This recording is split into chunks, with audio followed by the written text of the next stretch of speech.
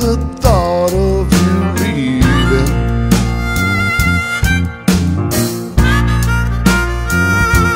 It's gone too far.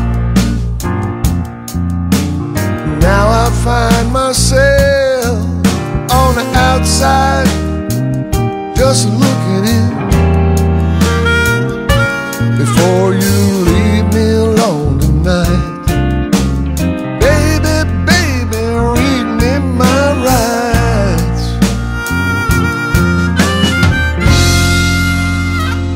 I'm just a prisoner, caught up in a world I can't control.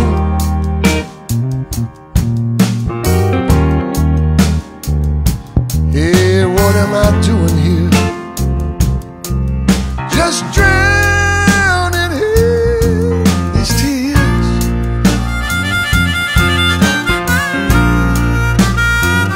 How can you walk away and watch it all just crumble after all these years? Before you do me wrong tonight, baby, baby, read me my rights.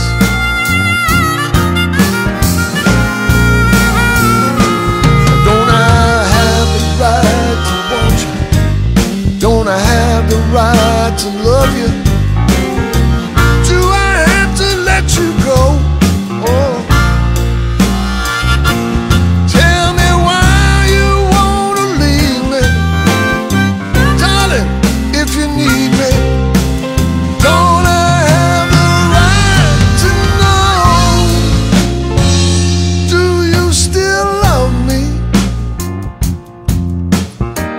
Or am I just wasting my time, just losing my mind? Before you break my heart tonight, baby, baby, read me my rights.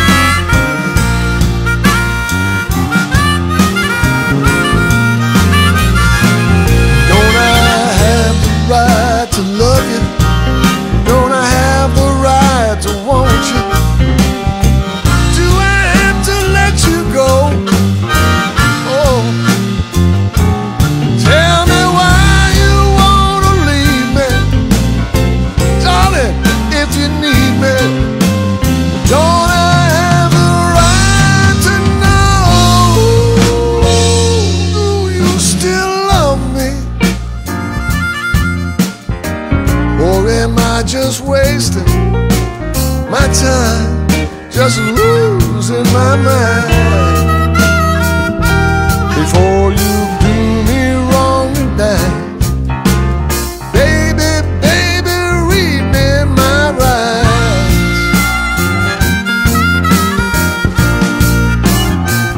Before you break my heart tonight, baby, baby, read me my rights.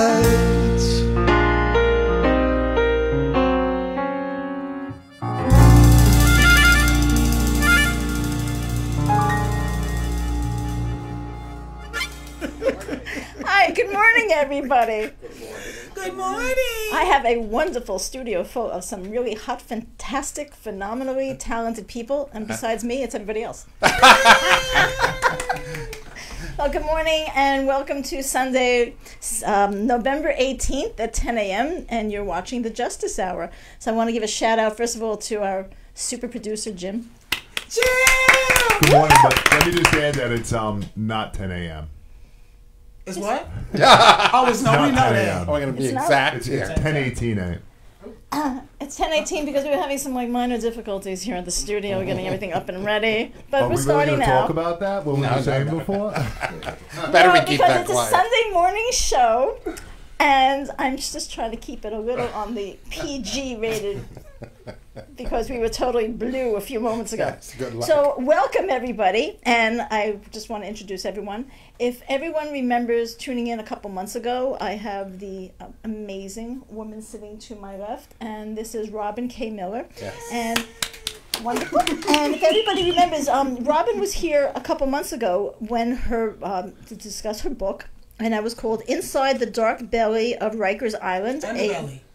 Sorry, didn't I say that? Okay. Inside the Dark Underbelly of Rikers Island, written by a retired female correction officer speaks out, and that's Robin K. Miller. Yes. Now, joining us here too on the couch, we have Tim Whalen, actor. Thank you. Good morning. Good morning. And you came from pretty far. Yeah. Kingsley, PA. Thank you. Well, at least there was no snow. There was no snow to get here. That's right. There was snow where I live. Well, there's no snow where we live and where you had to come here to the studio, so I'm glad you made it. Thank you. Right, thank you. And then we have Bill Morton, Yes. actor, who made it down here from Westchester. Yeah. Good morning. Not so bad. Good morning. And we have Reggie Paul in the hot seat, who is Robin's right hand, Yep. because I forgot the other He's expression. my everything. Oh. Are you really? Are you really Robin's everything? Nah, he was very, he's been very helpful to me, period. He's like an angel. He helped me get to the shoots. He brings me places when I need to go. He's my confidant. I love him. I love him to death. He was Well, a thank you. really, I love him really too. positive force on set too. He was really Yeah, he's a nice guy. Anything you positive need, energy. Reggie's Yeah. there. Well, thank You you. embarrassed me all the him way. yet? Reggie works so hard that he has to carry an air mattress around. Oh, now we're slipping out of the PG again. Yeah, because a couple moments ago we weren't really PG, so we're going to keep it PG. Yeah. No, boo. Okay, we'll go a little blue here and there. Okay. Well, one thing I know, we were discussing it when we came in here today. I just want to do a little quick morning shout out because we were supposed to have two other people joining us here this morning in the studio. They were very excited about coming. It was my son Joshua and his friend Alexis. And unfortunately, because I was too much of a little party animal last night, I did not wake them up in enough time this morning. And they wanted to be here. I couldn't get Josh up this morning, so he's disappointed. So I know all of you actually met him and Yes. Alexis last time, and they definitely wanted to Out in come. the parking lot. Well, we'll see. We'll see Joshua and Lexus. Yes. We will see you on the shoot. You are welcome to come to the Rock Island film. Thank you. Great. Oh, that's awesome. And you can be in it. Oh, So don't worry fabulous. about it. You're good. I got you. Thank I got you. you. Thank you. I got you. And I just want to do one more shout out to everybody because this is really important, near and dear to my heart. I want to thank all my friends from near and far. Hundreds of people have been contacting me both through Facebook and personally to wish my mom a speedy recovery and prayers. And I want to just let everybody know she's making a terrific recovery. My mom's 88 years old. She had major internal surgery last Saturday, so she's up and about. Good for her. So I'm really happy. And if Right, everything Mom. works out, and if everything works out, we're going to be breaking her out of where she is. And she could be in the film too. No, I want her to spend Thanksgiving birthday with me on Thursday. I don't want to have to bring the food up to the nursing home and rehab. That's not good. But thank you, everybody. Yeah. So I'm really happy. You're A lot of welcome. positive energy from my Good. mom. Now let's get to the nitty gritty, and you are Nitty-gritty. here. And Yes. so this will start. I know months ago when I had you here, you were discussing your book, which is an excellent That book. was last It's actually September. last September when we were at the other studio. Wow. Yes. So welcome to the new digs. Yeah. She wasn't this positive on set. I just want to say. Oh, yes, I was on occasion. On It's my occasion. aura. On occasion. Oh yeah. The atmosphere some days was on the set was kind of Yeah, I was here in sometimes happens. September Right. of last 2017. Right, and we were discussing Right the book. before. I didn't even do the first rehearsal. I had just No, did in the fact, audition. this is what's so exciting because based on the book that was getting around, and you were doing this amazing talk show circuit all around, including with Oh, I just forgot his name. Thank you, Anderson Cooper. I was thinking white hair. Anderson Cooper. Yeah. And then by the time you came to me, you were just kind of like in the talks of taking the book to the next step where it is now, as far as getting it filmed. Oh no, I was already. The process had already started. I had already started my GoFundMe. Right. And I started auditioning in August and September. As a matter of fact, I think I did my last audition September. before Before I did the your show. Oh, okay. And then we were going into rehearsals. No, as a matter of fact, after the auditions, I was set to have surgery on my knee. That's right. And then we went into October. We went into October, November, and December. We started rehearsals. We filmed December, 4 days, and then came back in January and filmed another day, 1 day in January. Now the gentlemen here, both Tim and Bill, they originally auditioned from back then, or did they come Yes, on after? as a matter of fact, So you're original guys.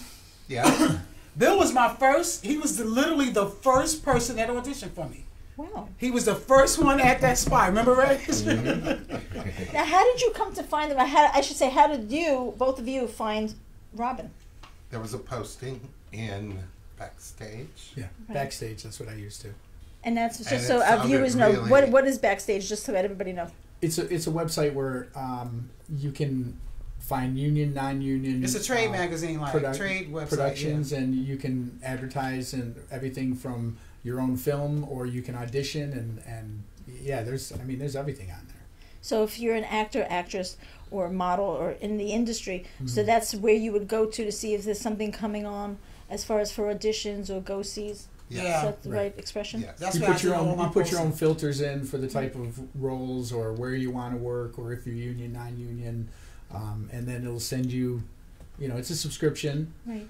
but it was very successful for me, even before I met Robin. That's right. Because the two of you are both seasoned actors, correct?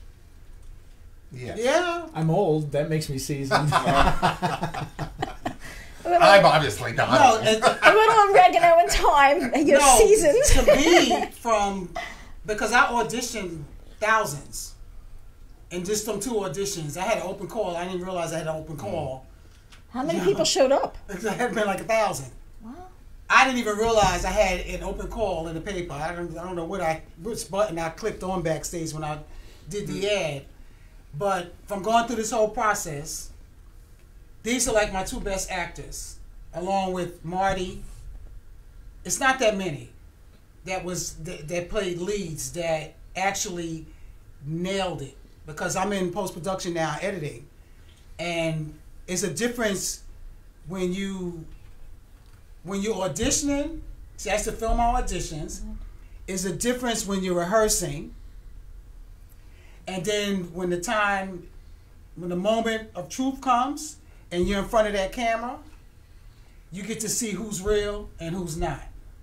So you are the first one then who showed up for the He's the audition. first one in line. Right. It was encouraging because when I got there, when it's an open call, you expect a really big crowd, and I got there early. What you could like for and 6 a.m. waited. And it was encouraging for me because there wasn't that many people. And by the time I came out of the room having auditioned, it was jam-packed. Yeah, 5 rooms. Now, full. did you know each other before this production? No.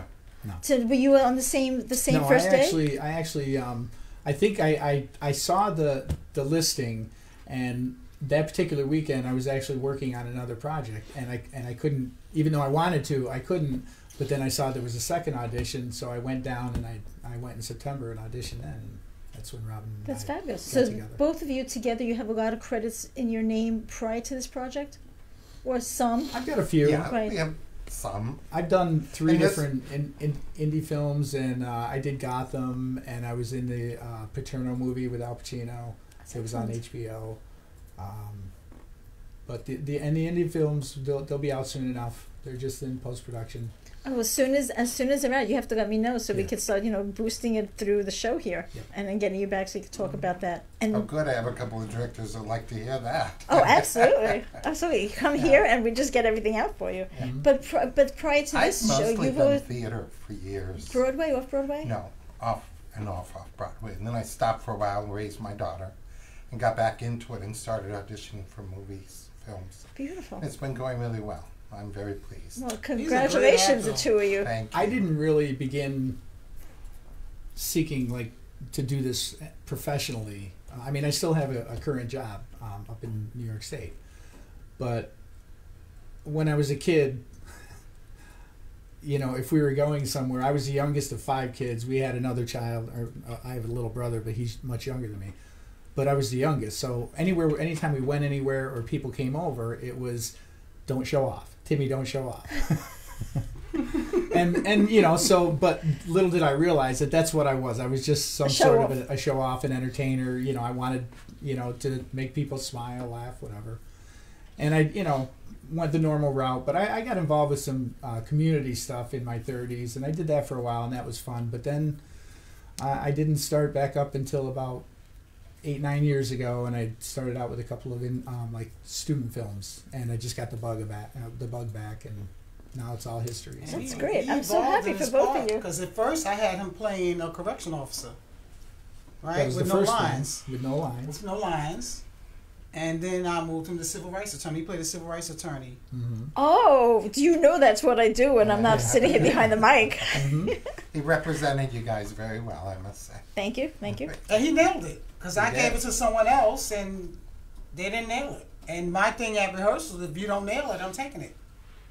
Like, I was up front with the actors. Right. Like, this is not play. This is the real deal. Like, and at the end of the day, the movie, the TV series Rock Island, it's a mission. I'm trying to expose state, prison abuse, torture, murder, and starvation. And the cover-ups.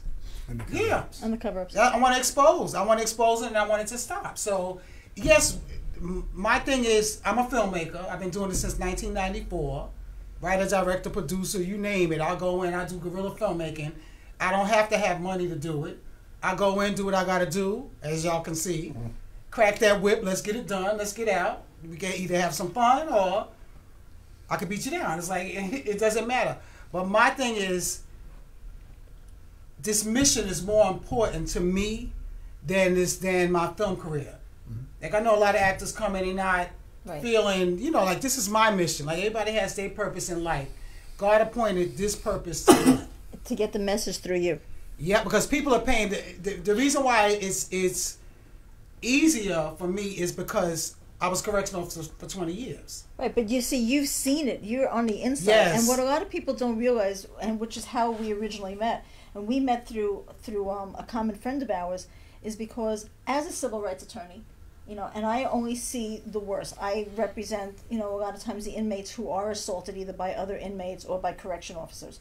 And the only time that it's actually brought out into the attention in the media is when, for instance, one of my clients gets a slashing across the face because it was by another inmate, and the guards were nearby and either orchestrated it or ignored it or somehow or another may have had a hand in it. Or there's the times when you have the media focusing on all of the inmates ganging up and attacking the correction officers. But you never actually hear a viewpoint of what it's actually like from a former correction officer until you came along and you actually just opened up the can of worms. Yeah, which when I is did phenomenal. that New York Post article. Well, I met someone the other day who knows of you. I actually attended, just to go off for a second, I attended a symposium the other day in Manhattan about prison reform. And it was held down at Nyack. And Bernard Kerrick was one of the speakers. And you had somebody from Rikers Island, whose last name I can't remember, but you know him. His first name is Elijah. They look like Muslim-looking guy. Yes. Yeah, I know him. Okay. Muhammad? Is the last name Muhammad? I think so. Yeah, Elias or light Elijah. skin black guy. Yeah. A little on the light Elias. side. I think it was On the light Elias side. or Elijah. Elias. It's not the union guy. Yeah, the union guy, the very dark Oh, he knows man. me? Yeah, he knows of you. Oh yeah, because I don't know him. No, he knows of you because when Word I had gets around. mentioned, I mentioned my show and everything else, and I mentioned about you and how you wrote this book exposing everything that happens inside Rikers Island from a former correction officer. He was like, "Oh yes, no, I know of her. Yes, I know about the book." Yeah. Oh yeah. You're shaking it up. Yeah, well, that's my That's the whole thing idea. is, I already exposed Rikers. So Rikers to me, it's to me it's a done deal. It's all out. Their butt is all out right now. My thing is not Rikers Island now. The thing that I have a problem with is state prison. All of them. Like, I didn't know that this type of behavior, like the correctional officers on Rikers Island, yeah, I see little beat ups here, there, you know, knock upside your head, maybe one bad beat down. But from what I learned from upstate, from my nephew being there and the officers almost killing him, and that's what opened that door up. And It's that's real what made torture. me see it's horrific. It's a plantation. It's, you know, something, and because of that, I have a lot of cases now from upstate, up in Albany. You have Because a lot nobody of, won't touch it.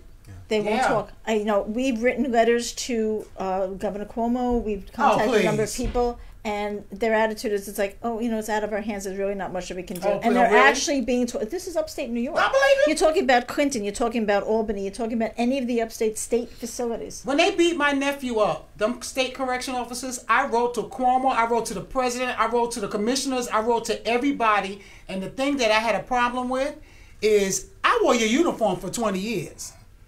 They beat my nephew up and they covering it up. I'm throwing your playbook back at you. I'm approaching everybody. I'm going through the chain of command, everybody. And y'all not going to help me? So you know what? Okay.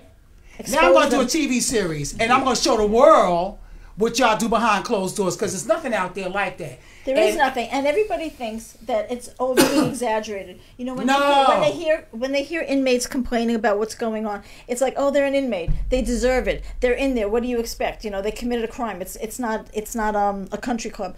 But there's a difference between, you know, doing your time, which you're supposed to do if you're found guilty or if you're convicted, Yeah. or you plead guilty, and it's a whole different story than actually being there and being tortured and beaten, Yes. and mazed and sodomized and victimized Yes. for their whim.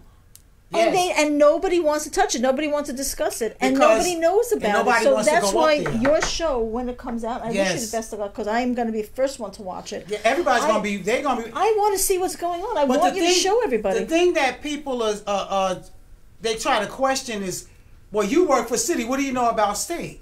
It's the same Well, mentality. first of all, it's the same mentality. a the correction correctional officer is a officers. correction officer everywhere. The policies is basically the same. The rules and regulations is basically the same. Upstate, they get a little more leeway because nobody cares once you go behind the prison walls. But at the end of the day, nobody knows about upstate. I know how they speak because my thing is to expose the correction officers, not the inmates. Right. That's my whole mission, to show the world how they act. And upstate, they seem to be getting away with it. My thing is, I'm not concerned about who's right or who's wrong. That's not my mission. But if they in there, let them do their time. Let them do their time. Leave them alone. If they're not bothering you, leave them alone. Let them do their time. Freedom, loss of freedom is the worst thing you can do to anybody. Mm-hmm. And they're not doing that. And that's what I have a problem with. They literally, there's a lot of racists up there. They literally provoking them. One of the things I heard about was they swipe them. When you're walking down a corridor, they put you on a wall, say, get up against the wall. And then when you get up against the wall, they put your hands up. You know, you put your hands on the wall, and then they take their hand and they put it up to slide up the crack of your butt. So when you turn around, like, why you violating me? Boom! They You get bash your head cracked in the face and in the yes, head. in the wall. They bash your face. Then the other officers jump you and beat you with the batons upstate. Then they throw you in a box. Once you go in a box, you have no communication with your family. You can't make no phone calls. You don't get no comments. You don't get nothing. Then they come in the middle of the night and they beat you up on a regular basis. If you even try to talk back, they'll beat you up on a regular basis. So state correction is a different ball game. It's a different mentality. Nobody wants to touch it. And a lot of people I feel in state prison is possibly innocent, but they didn't have the money to fight in court. Nobody would help them. So they just lock them up, throw away the key. Well, It's a lot of times too, if they have a court-appointed attorney, they're just told, oh, just plead guilty. Yeah. Just take the plea. And a lot of times too, something, these inmates are afraid that if they do go to trial, that if they're convicted, that they're going to get more time. Yeah, they so tell me just I'll get bite the 25 bullet. life. Right. They just bite the bullet and they do the time. An attorney will tell them, I'm not here to get you off. I'm here to get you as little time as possible. And that's not right. It actually depends on the attorney. So I know I've never said that. I work very hard and I fight very hard for my clients. And I have a lot of clients right now who are upstate. But I think if you're saying that they're telling them to plead guilty, that's basically the thought process. Of course, is just take the lesser time and plead guilty because you'll get a lot more if you fight it. Right, but also too, if they have court-appointed attorneys, they have stacks and stacks of files. You're just another one. Yeah. You know, it's kind of like, how often does an inmate actually get to speak to his court-appointed attorney? Okay, 5 minutes right beforehand of going into the courtroom, he'll come back and talk to you in the cell. And so, okay, well, this is the offer, this is the deal, this is what I think we should take. If not, this is what you're facing. Otherwise, this is what you're going to get if you're found guilty. So how much time does an inmate actually have to contemplate this and figure out what they're going to do? And most of the legal aids and 18Bs, a lot of them don't care. As an actor, I am, I think, one of the luckiest around because I'm playing probably one of the worst of the officers. Are you playing a correction officer? Yes. And I'm definitely on the dark end of that spectrum. And for one thing, the part is so well written. You know, that's rare. But then to find a project as an actor that's so passionately involved, the creator is so intense about it. And then to get a part like I got, which is like, it's disturbing, you know, because of the things that I have to do. So mild-mannered and gentle. If you're playing this really deep, dark role, what are you using, like maybe from past experiences, in order to be this dark, evil correction officer? What was so great was I auditioned for him, and I read a part, which was a reasonable part for me. You know, it's basically... What part you read? Was it Caruso? Yeah, or something. No, it was even more nebulous than that or something. But then I knew I had heard whoever is in the scene with Thornton was the part I first read. Okay, it wasn't Rizzo, right? No. Anyway. Cullen, yeah, I think it was Cullen then. And I knew that I had that in me. So I asked her, could I read again? And God bless her. Yeah, he was getting on our nerves. We just let him So wait a second. And Morton is the real heavy in the. I'm just like watching. I'm like trying to like picture this transformation. Well, it got to the point where some of the people on set. Oh no, he's lightly dark. He's playing a sadistic pervert officer, the ones that sexually abuse inmates, and it's real. No, it's absolutely real. I know. I got articles like everything that I'm writing about. I can back it up in an article, in a newspaper article. Like this. That's why when they say, "Well, how do you know where you get it from?" I can pull up an article and show you. The only difference is nobody can write it the way I write it because it's a ROCKK ISLAND TV series is a dramatic thriller. It's a reality-based dramatic thriller with a comedic edge. Mm-hmm. And when we say ROCKK Island, it's ROCKK Island. That's right, ROCKK. We have to get it. No, but I wrote for him. I wrote his part as we were rehearsing. He didn't have his part until late. He was like one of the last people. I didn't even have the script finished when we was rehearsing. What happened is I've seen so many good actors. Right. I wanted to help everybody. That was my mistake. But I wanted to help everybody. I have a big heart. I wanted to help everybody. So my thing is I'm very spiritual. So I would pick up on a spirit. I would let it marinate, pick up on a spirit, and that's how I was able to write for them. So all they had to do was just... I don't know what that says about me. No, well, you told me the direction you wanted to go. You wanted the dark thing, yeah. So I just want to see you transform for a moment. Be a little dark for us. Show us what you got. Stick it up your ass. Come here. Come here. Let me show you what it's like to be a convict. Do you want me to bend over? Yes. Okay. Or I'll bend you over. Yeah? You want to do that now? You think that's funny? I'll show you how funny it is. It's getting getting really warm in here. Oh man. Bravo. He's good. And the thing I like about him while we're editing is his reaction shots is just spot on. His reaction shots, like one of the lead actors really screwed up. Like, well, how many leads are there? And a lot of them, right? Yeah, that's why most of them is gone. Okay. He saved a lot of scenes because of his reaction shots. So we were able to go to him. Like when we edited his scenes, beautiful. Like these guys, it was like literally a writer's dream, a filmmaker's dream. That's another thing. A lot of these actors, you know, we started out so well with Rock Island. Everybody was all enthusiastic, but it seemed like people got thin skin. Like, if you're not doing it right, you're not doing it right. What I'm gonna say, okay, do it so I don't hurt your feelings? No matter how I say it, if you can't act or if you're not stepping up.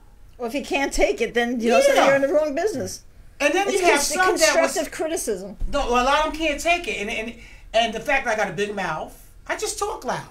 I'm used to talking to prisoners. Hundreds, 200s, 300s at a time. Like, I've been doing this for 20 years. Him to bend over? Oh, no. Hell, I'm scared of him. It was terrible. Some of the people on set didn't want to be around me. This one lady. But guess what? That's why they ain't around you now. Because we don't want to be around them. I do want to say another thing though about Tim. Ahead. As an actor, you're on set, you're with a lot of people and all this, and he and I had no scenes together in the shoot that is done. I don't know what the future will bring, but you just know sometimes, and I remember stopping, and this was in rehearsal, and it just like you say, I thought, Jesus, he is so real, he is so on. Because at first I just thought he was being himself, but then I talked to him off set, and he's not anything like that man who's on camera. And it was really, really impressive. I just have to say. No, these are good. Cool. I remember noticing that as great. An actor. When I say great actors, these are great actors. Marty, the executive producer of the film, great actor. He came in the underdog. He came in, everybody was giving me the side eye. Like, why are you hiring him? I can sense, I can see. And see, the whole thing as an actor, you have to practice. You have to study. You know, a lot of them didn't do that. And then at the end, you know, they took it, they thought this was going to be some little bubblegum popcorn type thing. They got so caught up in my loud voice that they didn't understand that I'm a mover and shaker. Like, when I want to do something, I do it. I don't let nothing stop me. If I'm on a mission, I'm on a mission. And anybody that's known me from my childhood knows that about me. I don't just talk. You do it. I do it. And a lot of them, they didn't step up. One of the actors, I really, she was really good, Rachel, that played Lucy. Yeah. Excellent. But what she wanted to do is she wanted to dance on the side. Like, she wanted to do her little recital. And I have a problem with that. Don't take the role in. Because she didn't focus. A lot of them didn't pick up this material. As a writer, I'm taking my time out to write for you and give you a lead opportunity. part. And then you give me your behind the kiss, because that's basically what you're doing by not studying, a lot of them didn't wear it. They didn't wear their characters. That's why moving forward, what I'm doing is a test pilot. Right. It's no longer the first episode, it's a test episode. Right. We're almost done. I've been raising money on GoFundMe. A lot of people have not been helping me, but I'm cool with that because it's still gonna get done. Like I said last year, when nobody would help me, it's gonna get done. Once we're finished, we're going to start a bidding war at the networks. Well, that's what I was going to ask you because I want to put it out there for everybody. You have a GoFundMe page? Yes. Can you please tell us what it is? It's GoFundMe.com/Rock Island, ROCKK ISLAND. GoFundMe.com/Rock Island. You have to have as much passion as anybody that I know for this project because sitting next to you, I feel it. Yeah. Mm-hmm. Well, then, it's so again thrilling to be an artist around someone like that because if you're paying attention, and you asked earlier about seasoned. Yes. Well, I think maybe one thing, Tim and I, maybe not 500 film star, but we're smart enough to sense, pardon me for speaking for you, a really good script. Oh yeah. And real passion behind it. That was the thing. And as an actor. Go ahead. Sorry. No, go ahead. That's what I noticed right away, was the writing was right there. And then once I did the research and I started seeing the involvement of her press tour, again, like she said, like Robin said, my involvement kind of morphed. I mean, I came in as I think it was Correction Officer Bussy or something like that, and I, first episode or first rehearsal was just like, okay, and just then she goes, there. I'm going to make you the attorney, the civil rights attorney, and she told me it was after Norman Seagal, right? Yeah, Norman Seagal. He couldn't do it. It was too grimy for him. Yeah, Norman Seagal from the American Civil Liberties Union. Right. Yeah. So what I did though was I went online and I looked up and Norman and I started watching his speeches that he was giving, and Norman's great. Norman loves the camera. Yeah. Yeah, I love him. But it gave me an idea of his hand gestures and things like that. But now actually, I believe he's moved. He's going to be now. Captain McGuire. He's going to take over one of the other actors that I got rid of. That's what I had intern. Oh, cool. With the M and the Shamrock. I actually worked for Norman Seagal when I was in law school. Yeah, I had interned. I had interned for him, and I was at the time. God, I can't remember who the mayor was for a moment, but we had. The mayor at the time had this project that he wanted to get all the homeless people off of the streets and get them into the shelters. And I'm trying to think if it was Dinkins at the time when I was in law school. And so there was this one homeless woman, Billy Boggs, an African American woman, and she became like the poster child for Norman when I was interning for him that summer from school. And in speaking with her, and now she was like his pet project. In speaking with her, she actually said that it was safer to be on the streets than it was to be in the shelters. Yeah. And I loved working with him. It's like he was like my guru, and it was like the first time I ever had any experience with somebody who was fighting for civil rights, and it was just like he was larger than life, and I was just so amazing to be able to work with him. He's a great guy. It's like an honor to know him. And he's for him very to have passionate. my back, I mean, he literally has my back and literally cares about me. So it's like I'm just blessed. I'm blessed. I haven't seen him in a while. I haven't spoken to him in a while. Well, when you speak to him, please tell him I say hi, because I gotta contact him for Thanksgiving. I always contact him for holidays, whatever. But every year Thanksgiving, I'm just always thankful. To him. It's like certain people that when nobody would help me, that they was, there for me for nothing in return. Like those, I call them angels. Like my agent in California. Nobody wanted to help me with the book. I didn't know what I was doing, and she helped me, and she had 40 years in the game, Nancy. Yeah, and then she's the one that's gonna help me get this pilot to the Hollywood crew. Beautiful. Yeah. So, but the thing of it is, what I said, we're going to get it out there. I'm going to start approaching like people like Samuel Jackson, Kerry Washington, J-Lo, like A-list actors, A and B-list actors, maybe Michael B. Jordan or whatever, to take over the leads in my film. And what I want to do is take the test pilot, and instead of just giving them the script, let them see the part I want them to play. Right. Because those actors that played those leads, especially the special agents, they were all weak. Every last one of them. That whole lineup, for me, was so disappointing. But it's unfortunate because you've been spending months on this, and now it's a little bit of a setback for you. No, it's not. It makes it work. Oh, no, that's not what I meant. But I'm saying, but you invested so much time in these people. So. No, I already knew that when we was rehearsing. I could see that some of them just needed. They like they're just so blah blah blah. Like one of the male leads. When we on a job. His whole approach. Yeah, and then the female lead was the same way. Really? What are these correction officers?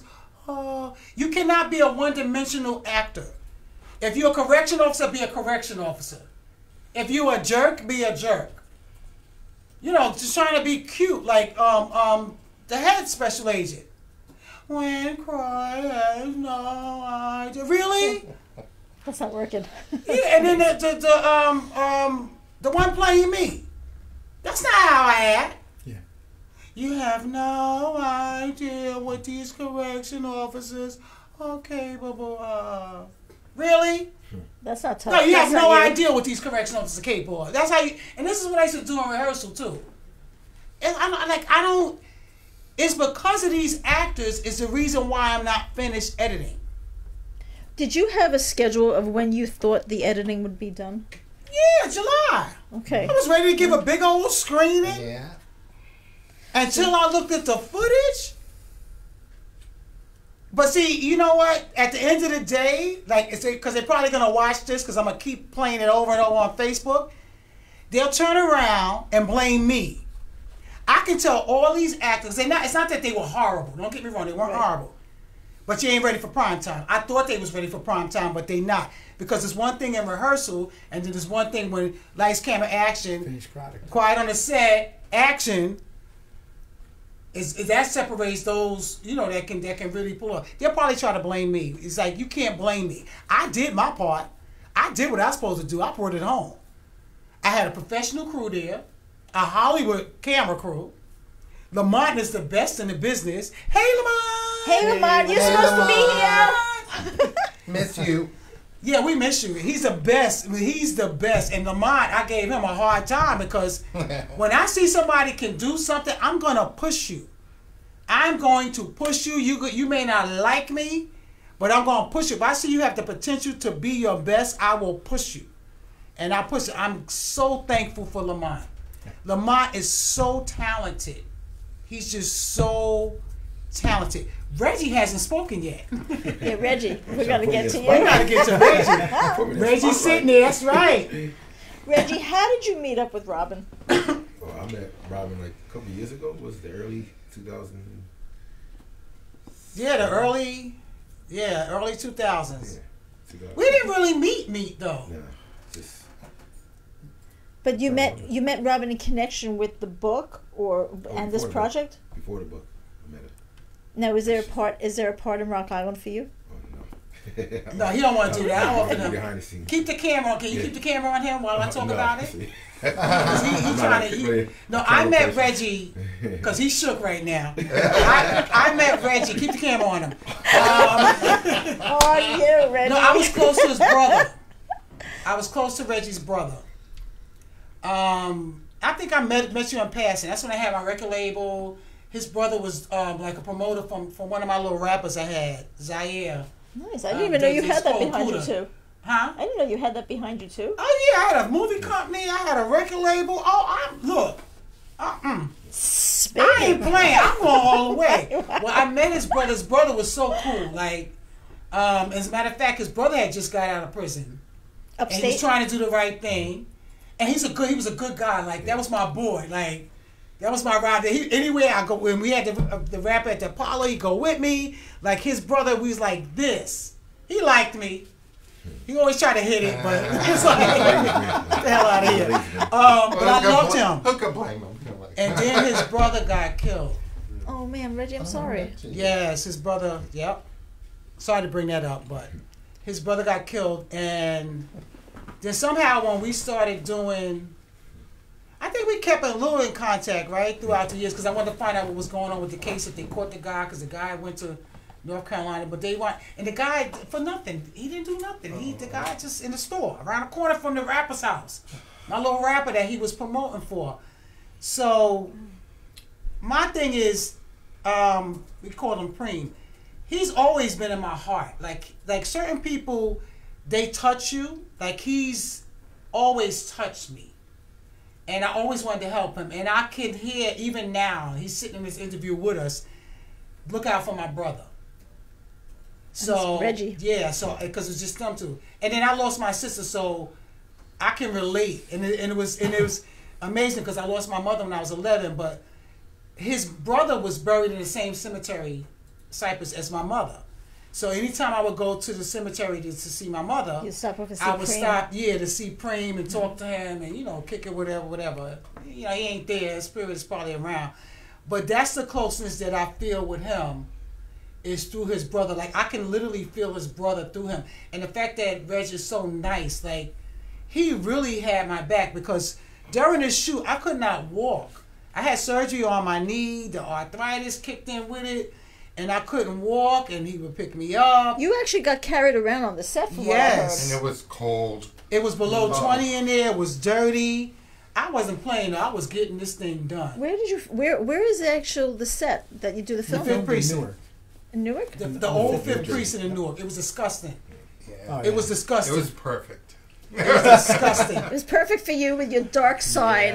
No, it had some of the parts because they rehabilitating the building. They fixing it up. Right. Like, but it was just disgusting. It's like I prefer to be on a better set, but this is part of the grind. Like, Yeah.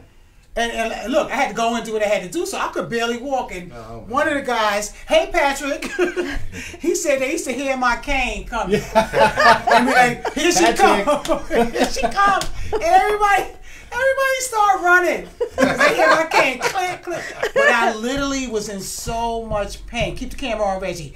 I was in so much pain, and I remember our last day. Me and Reggie, now Reggie had knee surgery too, but he's recovered. No, he wasn't. I found out afterwards. His knees was hurting too. We literally crawled out the car. When he dropped me off at home, A lot of people didn't know. yeah, we literally crawled out the car. Because Reggie had to carry everything for me. Like, that's my dude, man. But go ahead, Reggie. Speak. Thank you, Reggie, for getting her here and being on top of her. Ask him what is his goals. What did he want to do? Yeah, well, you're affiliated now with this project. Yeah. Okay, what do you want to see happen with the project? I just want to make sure that the message get out there, like she said before, because there's a lot of stuff that's going on in the prison system, which is not being heard throughout the media, which is like people are afraid to speak about it, or people are afraid like to let the story be out because, they want to harm. He said he's trying to get into editing too. Yes. So, What do you think of Rock Island? What did you think of the whole process? Because we did a journey. Yes, he did. For being cold and then trying to get everything done and being there for a couple hours. In the snow. In the snow, but yeah, But it's let a me ask process of getting a mission out there. But From all of you that are involved in this, and well, I'm going to specifically ask you, okay, what have you found to be the most challenging in getting your project from the book to the series? What did you find most challenging? Is it the raising the money? Is it trying to get in touch with the right people? Well, nothing really. Challenging was my knees. Trying to get better because now I had surgery last September on my right knee, torn meniscus. And then it finally healed, even though by filming, I set myself back. I should have been off my feet in the bed or, light exercises or whatever. But it's like I had to do it because they were dependent, actors were dependent on me. So it's like, and I'm going to be in pain anyway. I mean, it was brutal. That was the most challenging. But as far as raising the money, God sent me an angel. Like, see, in the beginning when I wrote the book, when I started thinking about it in 2014, I didn't want to write a book. I never wrote a book. I didn't care about a book. And God said, you got to write a book. And you did this all on your own. This was Yeah. right. You didn't have a ghostwriter. This is all your writing. Yes. And God said, you got to write a book. I said, okay, God, I'm going to write this book. But I want to do film because I'm a filmmaker. I've been doing film since 1994. I got 3 features under my belt, 37 music videos, a commercial for the Boys Club. It's amazing. Exercise DVD for kids, exercise DVD for teens. I got a talent showcase. I did all of that in a matter of 10 years. That's how I learned film because I kept doing it. I even had my own camera at one point, my own studio camera, and I used to film. That's how I used to film a lot of my stuff. So I said, God, I'll do the book. I want to do film. So God said, okay, you do the book, do film. So what God do? He sent me a wealthy guy and started funding it behind the scenes. That's beautiful.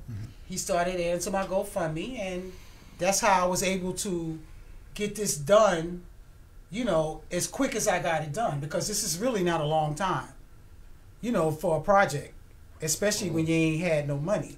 I ain't had no money. So Rock Island basically starts out with everything that's occurred at Rikers Island. But No. Oh. Rock Island has nothing to do with Rikers Island. Okay. Well, the Oh, book. no. Okay. Well, the book The was book, about yes. Rikers Island. Okay. But as you know from dealing in Rikers Island, okay, not only are there sadistic male correction officers, there's also some very sadistic female correction officers. Have you incorporated any of those women roles in your series? Of course. Okay. Yes. And the sizzle that you got. Of course, the girl is in the office, captain banging her out. You see that in the sizzle. The trailer sizzle is a sizzle because it's long. A trailer is short.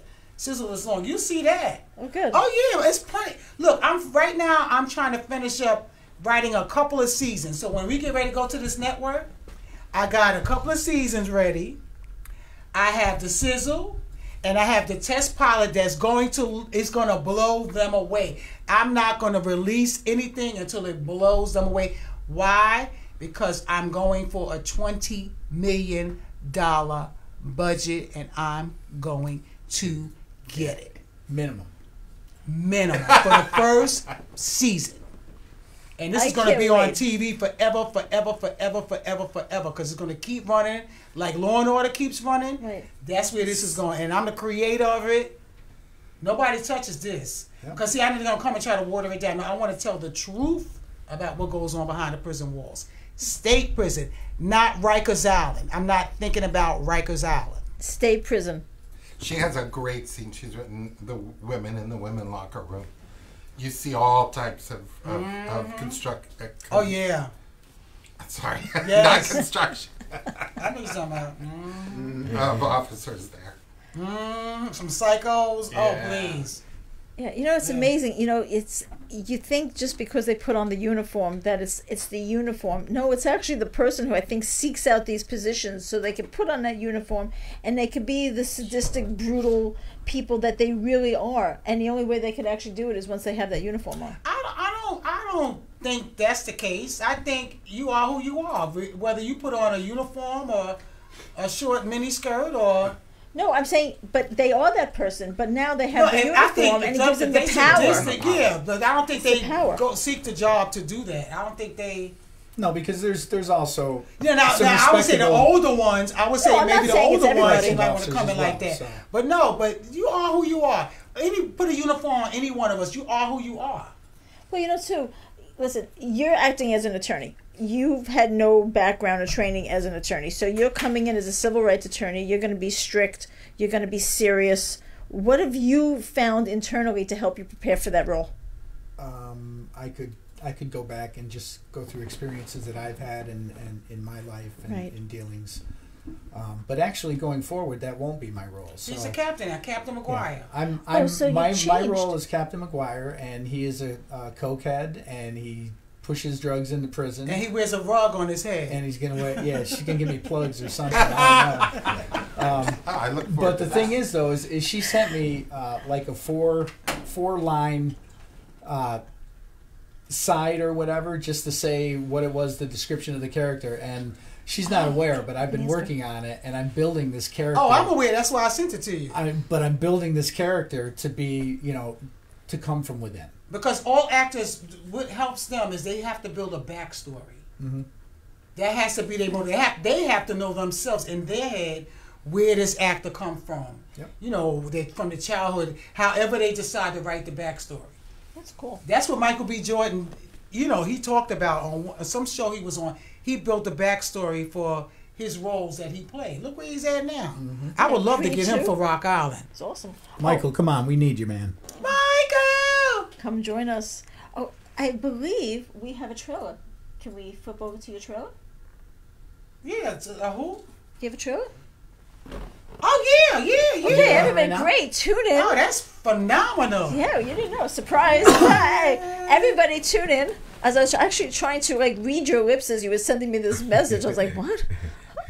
I'm trying to look in the camera. I couldn't hear you and read you loud enough. Not because I keep holding my head. I'm looking on there. I keep holding my head up. Okay, so everybody tune in right now, and we are going to a trailer of Rock Island. That's right, Rock Island,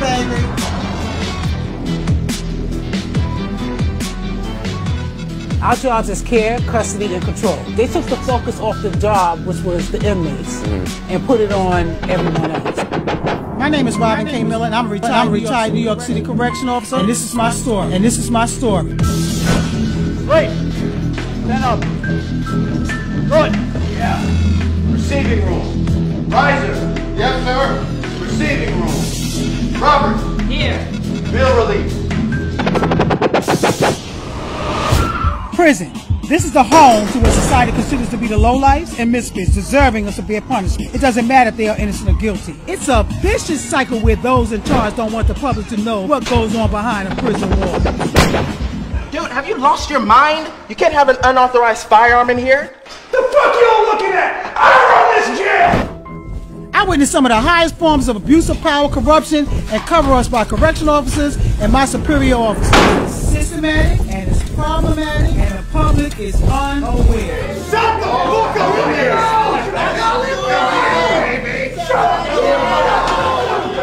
The police in the prisons are far worse than the police in the streets. Y'all hooting and hollering about the police in the streets, but nobody's looking into the police in the prisons. They get away with far worse. You're a little too soft. You need to get with the full program, son.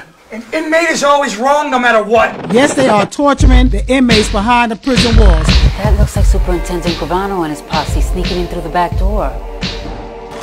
Okay, Wayne Croy is the worst correctional facility in America. Everyone's running amok. I can tell the fucking officers from the fucking inmates. You know what I smell? The smell of fucking mediocrity. Oh, you thought we didn't know? He likes to get his pee-pee wet on company time. That's a theft of services. This place is ridiculous, bro. You got a bunch of clowns in this piece of shit of town. You know, they're sleeping, watching TV, and fucking all over the place. The only thing we're going to be missing is that little Al Pacino wannabe addressing roll call with, "Listen, you motherfuckers." Listen, motherfuckers. There is a new sheriff in town, and the fucking party is over. Respect this motherfucker. I bet you half of them, they're out of uniform. This is Candace Bergen reporting live from the entrance of Whalen Croy Correctional Facility. Civil rights attorney Robert Fitzgerald. I'm here to be the voice of the unheard. If these correction officers are murdering these inmates, someone has to be held accountable. Is it a fact that correction officers are murdering inmates at Whalen Croy? Bitch, what you talking about? Get the fuck out of my face! Come on, follow my team of special agents as they go undercover behind a prison wall and expose the sadistic truth behind jail corruption. Whalen Croy has no idea what they're in for. This is really, really dangerous. I can be killed. You have no idea what these correction officers are capable of. You have nothing to worry about. Hey, Black, let's get ready on those monitors there. Quick, 5, 4, 3, 2, 1. Oh, shit.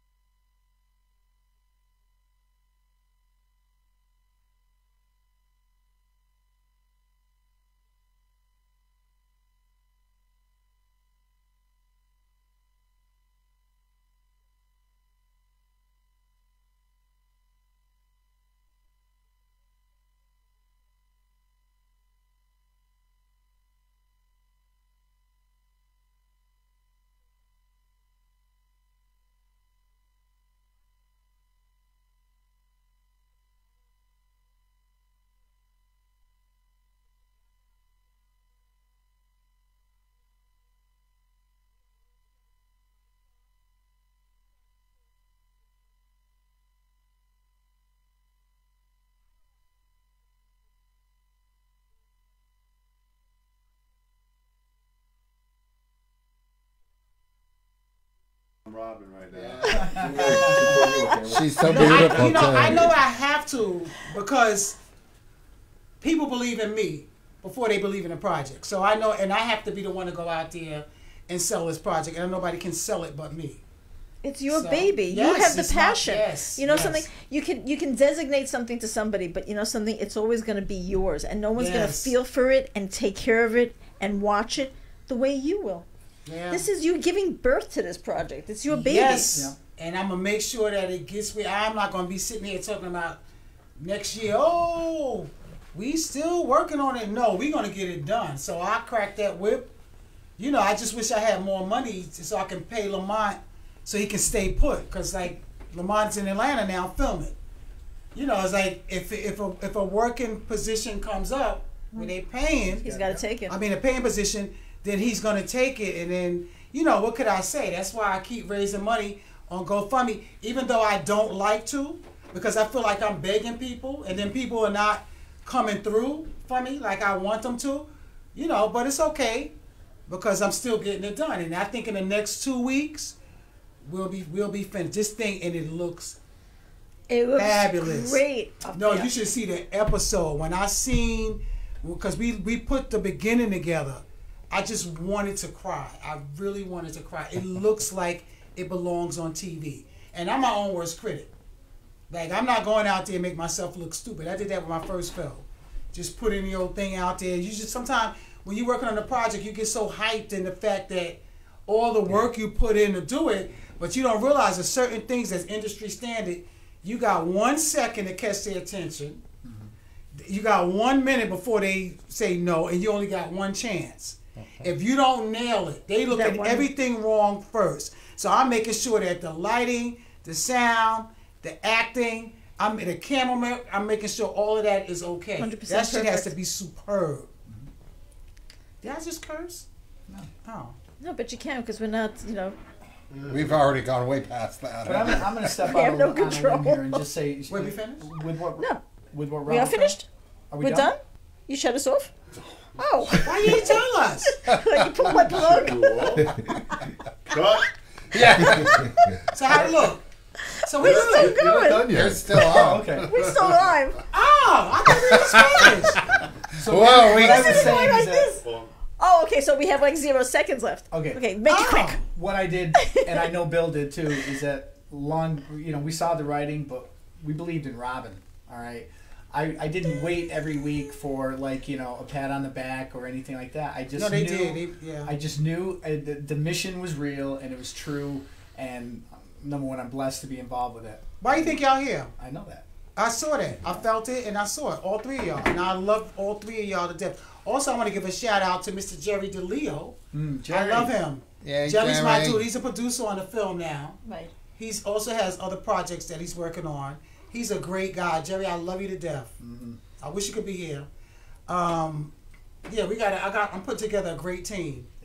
Well, I I'm want putting together a to great I want to team. thank all of you for Thank coming you. here today. Me too. It was absolutely amazing. I cannot wait. All of you are coming back, and we're gonna have a Lamont sitting right there between Bill and between Reggie. Oh, cool. Yeah. This is just the start now. Now you're gonna be in front of this.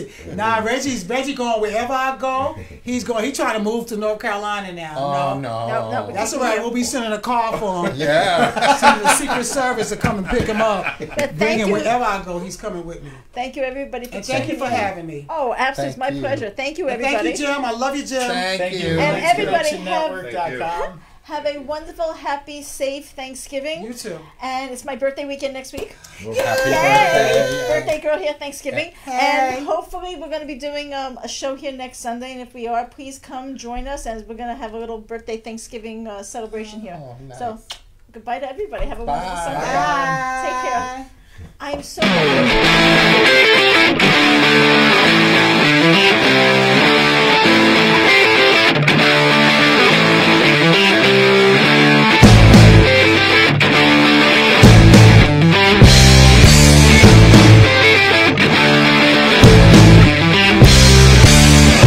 Na na na na na na na na na na.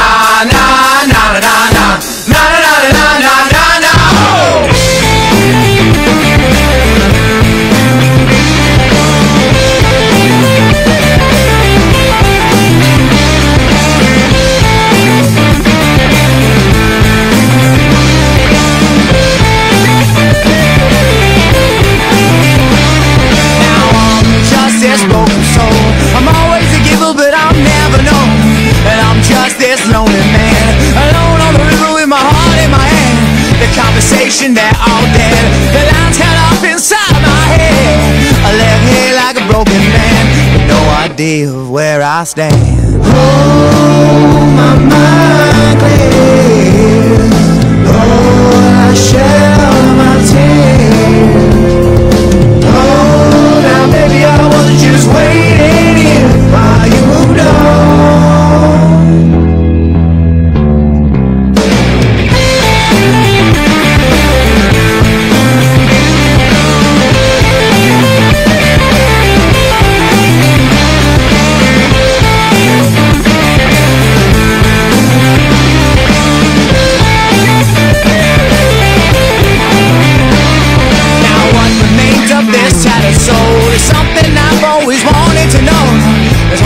Security, this is about freedom you kept from me.